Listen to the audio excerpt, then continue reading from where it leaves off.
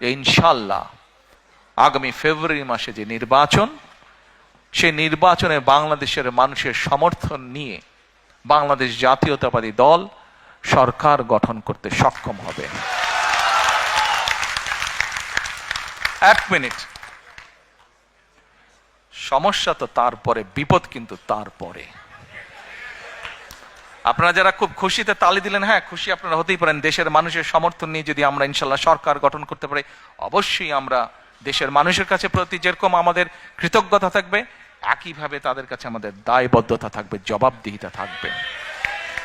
এই মুহূর্তে দেশের যে শিক্ষা ব্যবস্থা, দেশের যে স্বাস্থ্য ব্যবস্থা, দেশের যে অর্থনৈতিক ব্যবস্থা, ব্যবসা বাণিজ্যের যে অবস্থা, ব্যাংকগুলোর যে অবস্থা, প্রত্যেকটি বিষয়, ইউ নেম এনি সাবজেক্ট, যেই অবস্থা প্রত্যেকটি মানুষের সাথে রিলেট করে, মানুষের জীবনযাত্রার সাথে রিলেট করে, প্রত্যেকটি অবস্থার অত্যন্ত শোচনীয় অবস্থা, প্রত্যেকটি ক্ষেত্রে অত্যন্ত শোচনীয় অবস্থা।